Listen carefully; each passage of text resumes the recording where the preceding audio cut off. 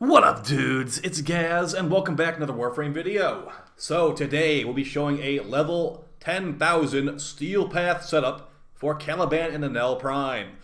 I'm going to show you all the gear I'm using for a level 10,000 disruption against some of the tankiest enemies in the game and acolytes.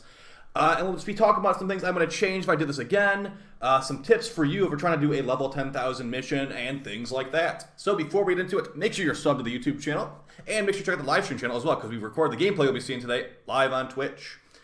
Alright, so we've made like 3 videos on Knell Prime, and like 3 videos on Caliban. This will probably be the last one for a while. So, the idea of this loadout is to use the extremely powerful new Prime pistol, the Knell Prime, and get a headshot on the enemy. However you want to get that done, you know, chain them up with Harrow's Condemn, which you've subsumed onto Caliban, is a very good way to do that. Also Ensnare from Korra, stuff like that. Magus Lockdown makes it very easy to get headshots. So, the main crux of what we're doing here is we want to basically proc them up. We want to use something like the Cedo, because this mod right here, Galvanized Shot, gives you increased damage per status effect on the enemy. So, the idea here is get as many status effects as possible, then remove their armor with Caliban's 4th ability, which makes them very weak to viral damage, and then just headshot them and win. That's pretty much the general gist of the entire build setup here. We got Reflex Draw to switch weapons faster, Primary Deadhead for increased headshot damage. It makes perfect sense when you're doing a headshot-focused build like this. And then the rest is just anti-Grenier stuff.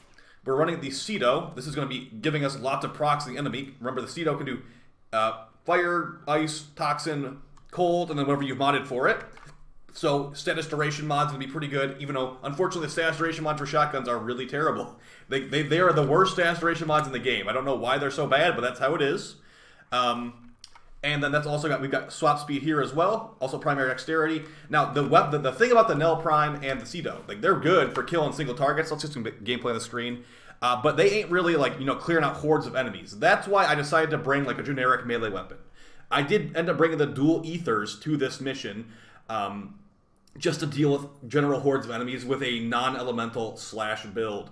You know, blood rush, weeping wounds, you know how it is just nowadays with that kind of stuff. So that's a general gist of it. That enemy got mowed down with no galvanized stacks. Remember, to get the maximum damage from this, you want to actually get kills before the Demolist appears. The reason we swapped off of galvanized crosshairs is because, look at this, I only fought one enemy on the way over to this Demolist, and then once I actually get the headshot, it's pretty good. But look at this, the stacks have fallen off. So you got to be really, really confident in your headshot abilities to get this build going properly. And unfortunately, I think the hitboxes in this game are really wonky sometimes. I over the course of this mission, which is probably like about nearly a 3-hour mission, there were so many headshots that I'm like, that definitely should have been a headshot, but it wasn't. So, yeah, it's going to take some getting used to, especially on the weirder shaped enemies like the Ghoul Demolist and stuff like that. You're going to definitely want to have them chained up or something of that nature, which makes it easier to hit those headshots. So, yeah, the 4th ability on Caliban does work on acolytes. It does work on Demolists, and it does work on all these trash troops all over the place that it was kind of hard to tell what was actually going on for a lot of this stuff, to be honest. But, yeah, I would say that I can highly recommend the Knell Prime for level 10,000 Steel Path. Now, if you weren't using Armor Strip like this, you'd need to make a different build. I was definitely thinking during this run, I should have maybe tried a damage over time setup. Maybe a heat build could be pretty good. If I'm removing their armor, just jam a bunch of heat, like just put only heat damage on the Knell and just get a bunch of heat procs stacked up and up and up. Especially with the headshot multiplier, should be pretty good. But the viral was fine too. Like, I mean, we're literally one-shotting level 10, like the maximum level enemies you can fight in this game on the Steel Path. Because on non-Steel Path missions, they go above level 10,000, but on the actual Steel Path, they only go to level like 9999. So, yeah, it's really nice. Now, you're not going to see me like insta-killing any Demolists here, as we're not really, to be fair, I was very lazy for this run. I'm supposed to be CO proc'ing them like this guy right here. It lagged out a little bit, but I'm supposed to be CO proc'ing them. I didn't CO proc them that much at all, to be honest. Yeah, but, so let's just show the melee, and we'll show the companion. And as far as Caliban being good or not, I'm going to say he's still not good. Hey, you got to level 10,000 with Caliban, how is he not good? The reason I got to level 10,000 with Caliban is entirely because of Harrow's Condemn. Any frame with Harrow's Condemn can do what you're seeing in the gameplay right here, besides the armor removal, technically. So, he's basically, his 4 is basically just a Nyx Psychic Bolt, like I said before. Thankfully, it's not dispelled by nullification, but I'm pretty much playing Psychic Bolts and Condemn the frame right now. his minions are actually a really bad thing a lot of times, surprisingly. So what would happen with the minions for me, I would summon the sentient minions. They would attempt to go and attack the Demolist.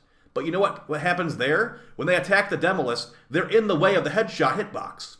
So the sentients actually make using the Knell a lot more annoying. So that's one of the problems. So, yeah, I think Caliban's sentient minions are going to need a complete... They need to, like, change functionality of what they're doing. Give them, like, guns or something. Make them attack from across the room. Because they're basically just shield regen bots. Like, they're augur secrets, pretty much, right now. So, yeah, could definitely use a change there. Of course, we're going to talk about the first ability. The first ability is still really bad. I subsumed it off, clearly, in this gameplay footage. But yeah, so let's go over the melee here. And as you can just see, like, it is normal enemies, it kills in one bullet, pretty much. If they have their armor removed. If they don't have their armor removed, it's going to be like this, what you're seeing in the gameplay.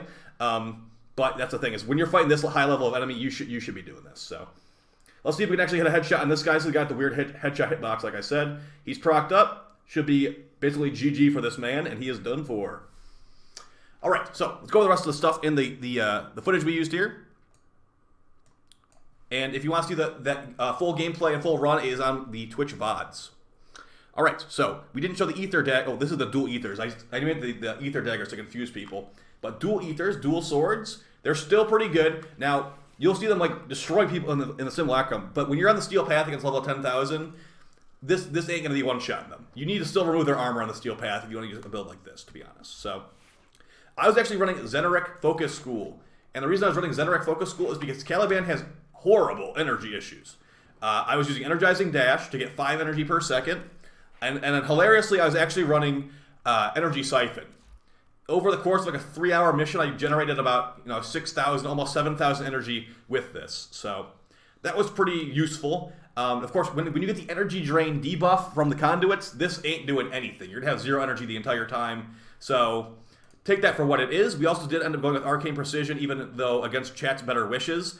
The way I looked at it for Arcane Precision is that if I'm not getting these galvanized stacks, like I'm not killing enemies right before I get to the Demolist and all that, this Arcane Precision gives me a guaranteed 300% increased damage. Because a lot of these kills you're seeing in this gameplay footage, I was not killing trash ads before getting over to there. So it actually, I should be doing a lot more damage than I currently am. We also had a lot of bugs with like weird stuff happening. Like I ended up doing like non-crit damage, but I was running a crit chance Riven on the Knell, so I had 184% crit chance. So there's no way a non-crit would be possible, but it happened somehow. I'm not really sure what happened there. You'll see right here, I shoot this guy, it's a white damage number.